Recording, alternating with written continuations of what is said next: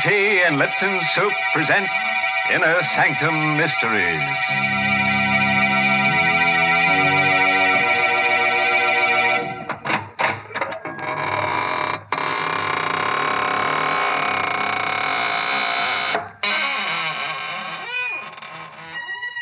Good evening, friends of the Inner Sanctum. This is your host to welcome you in through the squeaking door. We're having a party tonight for two of my favorite corpses. I call them Romeo and Juliet. They're newly deads, you know. Yes, she's the daughter of a famous society murderer, and he's the pride of the East Side morgue. Oh, they're so happy together in their mausoleum built for two. And you should see the bridal casket. Shame on you, Mr. Host, making fun of such a tragedy. But, Mary, it was a touching ceremony. Of course, I stood up for the groom. Naturally, the poor fellow couldn't stand up for himself. Oh, please. It's an occasion for tears, not for laughter. That's right, Mary. Why, when the bride appeared wearing her grandmother's shroud, everyone had to be cheered up with Lipton tea. Now, that's enough. I will not have Liptons mentioned at a time like that. Lipton tea is for people who know how to enjoy life. These are the folks who really appreciate Lipton's famous brisk flavor. Yes, that word brisk. B-R-I-S-K makes a big difference when you're sitting down to a cup of hot tea. Brisk means that Lipton tea tastes fresh and full-bodied, never flat or wishy-washy. I wish you'd try Lipton's, folks, even if you're not a regular tea drinker, because you just don't know how good tea can be till you know how good Lipton's is.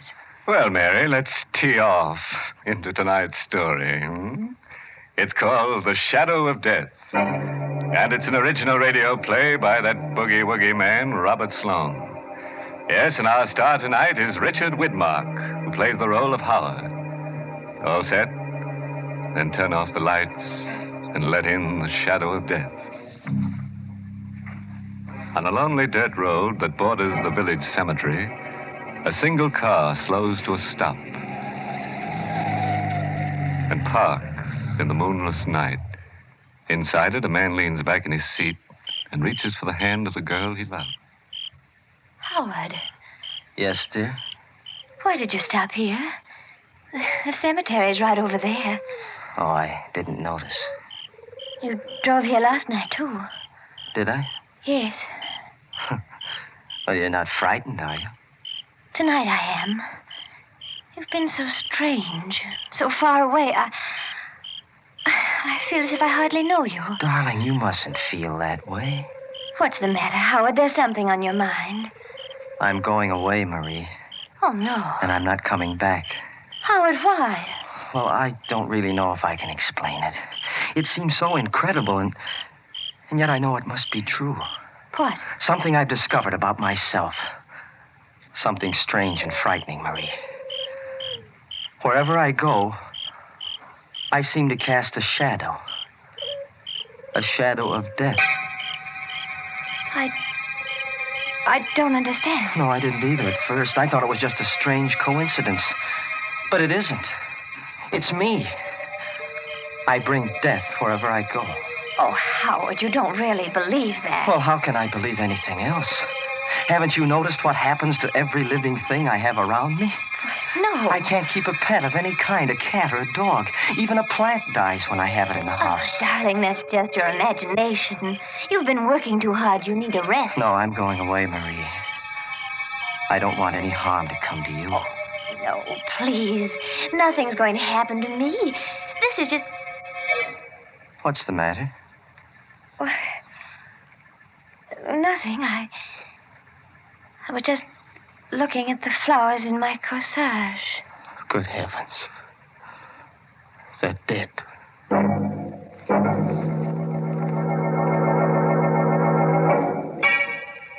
You don't believe me either, do you, Doctor? Well, let's not put it on that basis, Howard. After all, I've been trained to look for the physical causes of death, not the supernatural. Then what do you think I should do? Frankly, I'd like you to spend a few weeks away from these surroundings. Go up to the sanitarium I told you about. They'll take good care of you up there. All right, Doctor. I'll make arrangements to go tomorrow. But I know it won't do any good. You'll be surprised, Howard. 2 or 3 weeks from now, you look back on this as a... Yes? That's strange. Those goldfish in my aquarium. They're all dead.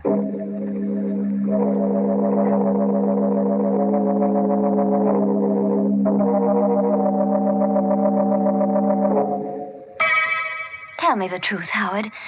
Are you comfortable here in the sanitarium? They don't believe me. They don't believe that people die when I dream about them. People die? Yes, didn't you know that? Every time I have a dream about someone, it's a sign of death. And the next morning when I wake up, I look in the obituary column and I see the name of the person I dreamt about. Oh, Howard, what have they done to you here? Nothing, only they don't believe me. The dreams, I mean. I had to prove it to them this morning. And it made me feel very bad. What made you feel bad? The dream I had last night. I killed a man, Marie. What? I killed him in my dream. Oh. He was a good friend of mine, too. He lived right across the hall. Oh, Howard, please, you've got to get hold of yourself. But I'm afraid, Marie. I don't want to dream anymore. Oh, darling, I can't bear to see you this way. What way? I'll get you out of here. I promise, Howard. I'll get you out of here today.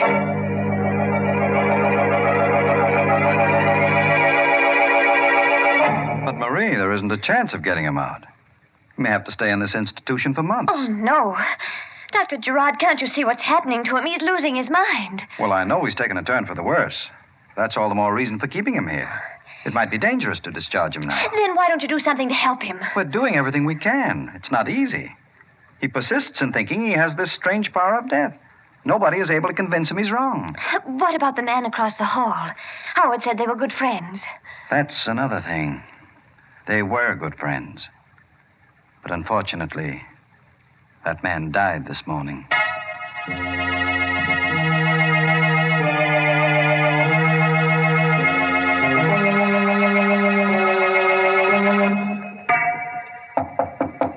Come in. Good morning, Howard.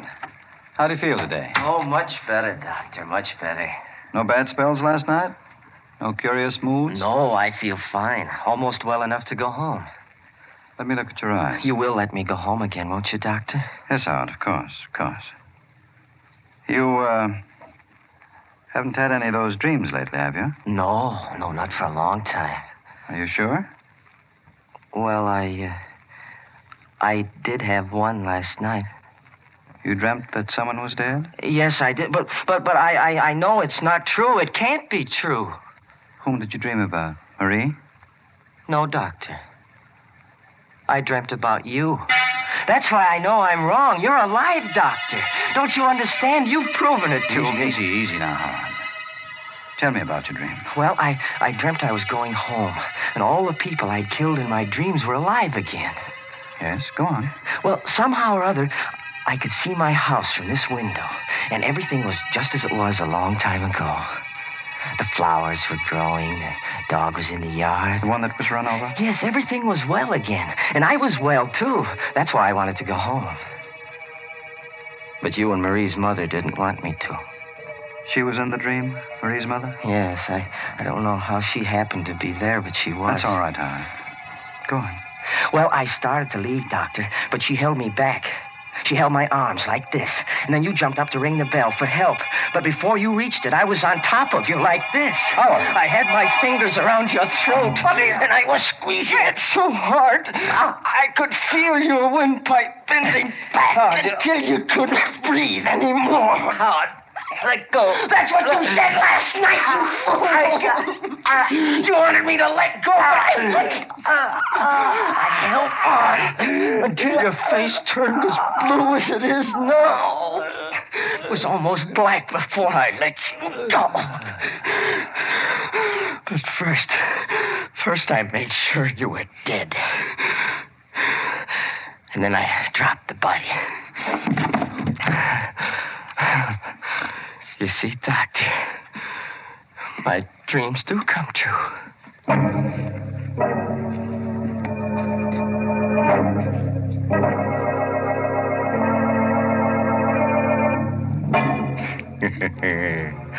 Well, have you had any good dreams lately? Howard has. And you know, his dreams don't need interpretation. No, they need cremation. Say, it's a lucky thing that guy works on the night shift. It'd be awful if he had daydreams, too. Good gracious, yes. His dreams not only walk, they commit murder. Mary, I was about to say that. Please leave the jokes to me. How would you like it if I talked about tea? Hmm? Well, for goodness sake, I listened to the story, too. And I must say I'm glad I'm not his, dream girl. That does it. Friends, let me tell you about Lipton tea. All right, you win. But it's only because I have something important to say about Lipton's. Folks, did you know that Lipton's is the largest selling brand in the whole world? Yes, and the reason for that is Lipton's well-known brisk flavor. You know, that word brisk is the tea expert's word for tangy, full-bodied tea, for Lipton tea. Lipton's is always fresh and spirited, never flat or wishy-washy. That's why lots of people drink it not just at mealtimes, but whenever they're taking it easy for a minute during the day. So, folks, try Lipton's and get acquainted with that brisk flavor. Well, let's get back to our dream man and find out what he does in his waking moments. When we left him last, he had just done a little manual work on Dr. Gerard's windpipe. And now, as the good doctor lies comfortably on the sanitarium floor, Howard is in the process of going through his pocket. Well, I'll have to have the keys to your car, Doctor. I'll need them to get back home. I hope you won't mind if I hide you under this bed. It may take them a little bit longer to find the body if I do. But... Yes, who is it? Dr. Frisbee, Howard. May I come in? Well, yes. Yes, I'll open the door. What is it, Doctor? Well, I was looking for Dr. Gerard. I thought he was in here. Oh, yes, he was a moment ago. I think he went down the hall. No, I just came from there. I guess he went back to his office. Oh, yes, I guess he did. How are you making out, Howard? Fine, Doctor, fine. You seem a little nervous. Your hands are shaking. Oh, well, You see, you've dropped your keys. I'll get them. It's all right, Howard. I wasn't going to take them away from you. But I am wondering how you happen to have any keys in your possession. Well, they're not really mine. Whose are they, Dr. Gerard's? Yes, he left them here. I mean... You mean, you stole them from him? No. Oh, come, Howard. You can't expect me to believe Dr. Gerard would give you any keys. Now, you'd better let me have them so I can give them back. But I didn't... Let me have them, Howard. Thank you. You won't tell him I took them, will you? No, Howard, I won't tell. But please don't take them again. I'll go anyway. I'll get out onto the road and I'll get a hitch, yes, sir. I'll get away. I've got to speak to Marie.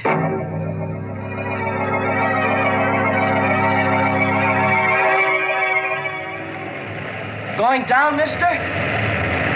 Guess not. Guess I'm not. Oh, here comes another one. Hey, stop! Give me a ride, will you? Give me a ride, please, mister?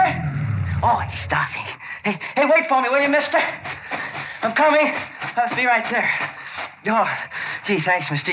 You going into town? Yes, Howard, but you're not. Dr. Frisbee.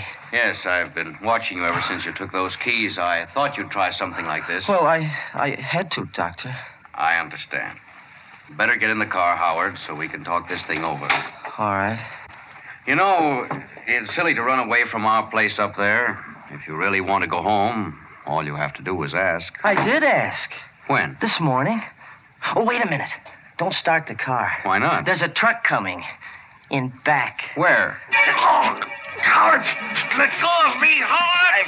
I've got to have this car, Doctor. When I'm finished with it, I'll return it to you.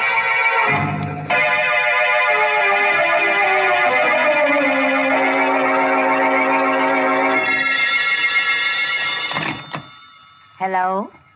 Hello, Mrs. Walker. Who's this? Howard. You remember me, don't you? Howard, where are you? In a telephone booth around the corner. You're not in the sanitarium? No, I've been discharged. Dr. Gerard said I could go. You mean you're well again? Yes, I'm completely cured. Oh. Oh, I see. You don't sound very happy about it, Mother. Where's Marie? She's out on a date. When will she be back? Well, I don't know, Howard. She didn't say. I've got to see her again, Mrs. Walker. I've got to see her once more before I die. Before you die? Yes, I haven't much longer to live. Now, where is she? Well, I think she said she was going to movies. You're lying. I'm not, Howard. I just can't be sure. But if you go to the theater, you might find her there. You don't want me to see her, do you? No, not until I've spoken to Dr. Gerard. Why? Don't you believe me? Don't you believe I'm well again? No, Dr. Gerard... Never mind what he said. Mrs. Walker, you mustn't dislike me. I'm very fond of you. You are, Howard? Yes. I've been thinking a lot about you lately, while I was in the sanitarium. Last night, I even had a dream about you.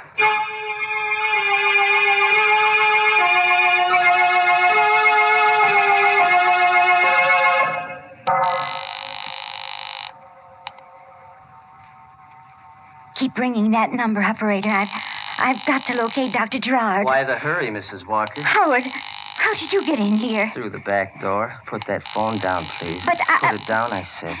Yes. You lied to me about Marie being at the movies, Mrs. Walker. I didn't mean to, Howard. I told you I wasn't sure she was there. Where is she? This time I've got to know. Howard, how dare you? Take your hands off me. I'm not in a gentle mood, Mrs. Walker. I'm fighting against time.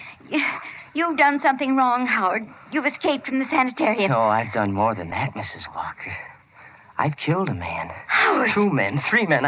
I can't remember how many it was, but there's going to be one more. Howard, you wouldn't kill me, would you? Wouldn't I? What have you done to deserve your life? Let it ring. But that may be my call. Your call is coming now, Mrs. Walker. Howard, please. Put down that knife. Will you tell me where Marie is? I told you I don't know. I don't know. Then I'll wait for her. Right here. Howard, you can't. No, you can't. Oh! Yes, I can, Mrs. Walker.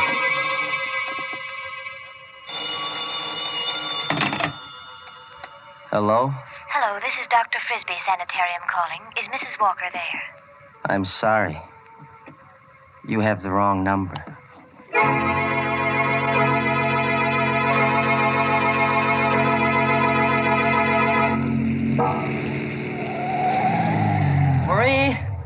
Marie, darling? What? Oh, Howard. Howard, what are you doing here? I've been waiting for you to come home, darling. Aren't you glad to see me? Oh, yes, of course I am. It was such a surprise I couldn't catch my breath for a minute. Where's Mother? Upstairs. Why? Oh, I just wanted to know. You had no other reason? No. Howard, why are you staring at me? I'm not really staring. I'm just looking at you, darling. It's been such a long time since I've seen you. I'd almost forgotten what you were like. Well, let's go inside. No, if you don't mind, darling, I'd rather go for a ride. You're all right, aren't you, Howard? I mean, you're completely well now. Oh, can't you see I am?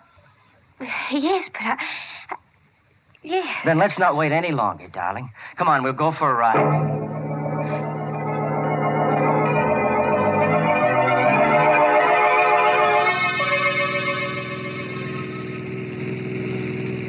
Getting late, Howard.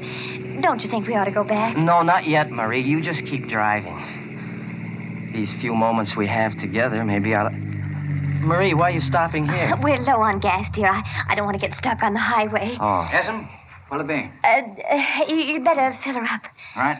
And have you got a telephone here? Yes'm, right inside. Thank you. Wait a minute, Marie. What do you want with a telephone? Oh, I was going to call my mother. She'll be worried about me. Oh, no, she won't. She knows you're with me.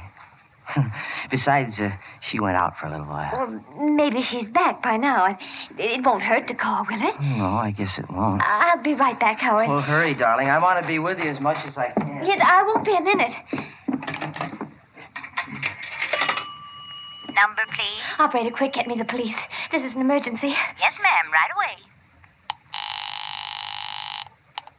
Headquarters, Sergeant Dunn speaking. Sergeant, listen carefully. I won't have time to repeat it. The murderer of Dr. John Gerard is right here in a filling station on Route 6 at the Hadley intersection.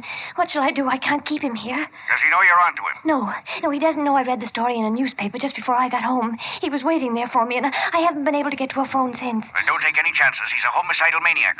Don't even try to stall him if he wants to leave. No.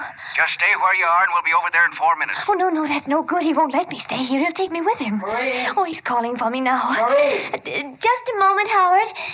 What can I do, Sergeant? What can I do? Give me the description of the car, quick. It's a dark blue sedan. License number 468J3. We've been going east on Route 6. Oh, I can't talk anymore. He's coming. Marie, for heaven's sake, what kept you so long? Oh, I had a hard time getting the number. There was something wrong with the lines. But you were talking to somebody. Yes, I was speaking to Mother. You were speaking to your mother? Yes.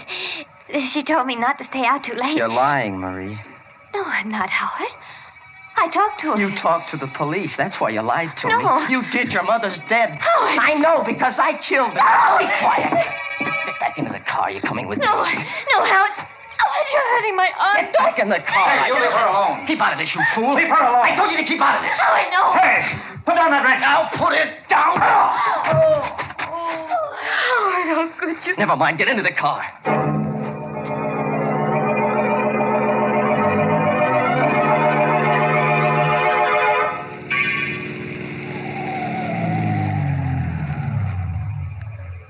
Howard, why are you stopping here? Don't you know where we are, Marie? This is the cemetery. Where we stopped before. Yes. I like it here. It's so quiet and peaceful among the dead. Let's walk through the grounds. Howard, please. Why not, Marie? We're among friends. So many of our loved ones are buried here. It's nice to be near them. Come on, Marie. All right, Howard. You know, darling, we haven't much more time together. The shadow of death has fallen across our path. You said something like that before, but you never told me why. I'm being selfish, Marie. I know I have to die, and I want you to come with me. Why do you have to die, Howard? Because I haven't been true to myself, darling. I haven't been true to this power I have. The power of death? Yes. I've helped it along sometimes. Like that dream I had about my friend in the sanitarium. Like the flowers in my garden. Like those fish at Dr. Gerard's. You killed them? Yes. I knew they were going to die. But I shouldn't have helped them. That's why I'm being punished. But, Howard, why are you punishing me? I don't want to die alone, Marie. We've been away from each other so much, darling. I want us to be together from now on. But... Don't be afraid, darling. I'll be gentle, Marie. So gentle. But you're making a mistake, Howard. No. You are. You've forgotten what you've done. You can't kill me, darling. Why not? Why, good heavens, Howard, don't you remember? Don't you remember that day at the sanitarium? You said you dreamt about me. No. No, I couldn't have. Yes, you did. Didn't they tell you what happened? No. Your dream. Your dream, it was true. That's why you can't kill me now. Marie, you mean... Yes, Howard. I'm dead. I can't believe it. Oh, you must believe it. Here. Look at this tombstone. My grave is right here. No. Read what it says. Read the name on it. It's your name, Marie. Your name. Marie Walker. Yes. Then you really are dead. I told you I was, Howard. The shadow of death passed over me. Then let it pass over me. Hey, got him, Sam. Got him the first shot. Keep out of the way, miss. He may not be dead yet. No, I'm sure he's dead. Well, you certainly had a close call. Took us all this time to locate your car. Finally spotted it on the road. You all right? Yes, sir, I'm all right. Yeah. The name of my grandmother's tombstone saved me. How's that? Oh, it doesn't matter. Say, that's funny. What? This guy was shot through the shoulder. My bullet wounds weren't serious enough to kill him. What do you mean? Well, I know it sounds crazy, but my shots didn't kill him. He was dead before I hit him.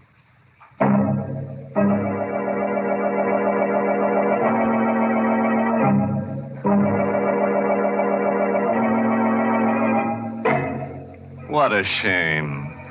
Wasting 2 perfectly good bullets on a guy that was dead all the time. Well, at least they won't have to go far to bury him. Here's one villain who died practically in the middle of his own plot. Isn't it funny how many of our stories seem to take place in cemeteries? You know, Mary, I think you ought to open up a concession in the cemetery. And you know what you could sell. Hmm? Don't say it, don't you dare. You know very well that the place to buy Lipton tea is and always will be your neighborhood grocery store. And, folks, that reminds me. You'll find it wiser to buy Lipton's in the larger, more economical size packages. That way you not only save money, but you also make sure that you won't run short on a beverage that's really a household necessity. Brisk-flavored Lipton tea.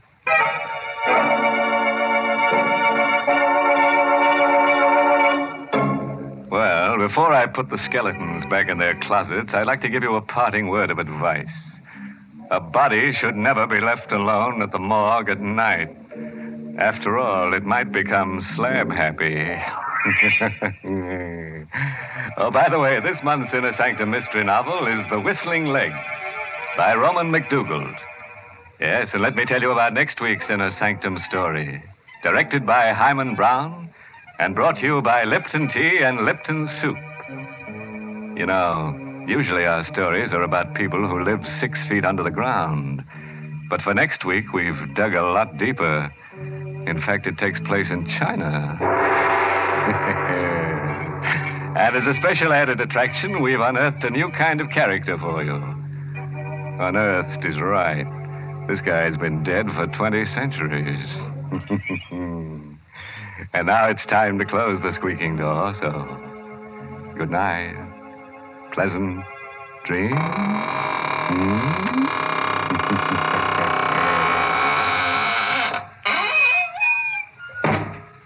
Ladies, if your child comes home from school for lunch, you want to give him a quick but appetizing meal. And that's why you should serve Lipton's noodle soup. You see, Lipton's takes no time to prepare, and yet it has a fresh-cooked, old-fashioned chickeny flavor, and it's just swimming with tender golden egg noodles. Your children will love Lipton's grand homemade taste. So don't forget to serve Lipton's noodle soup. And don't forget to tune in next Tuesday night for another Inner Sanctum mystery. This is CBS, the Columbia Broadcasting System.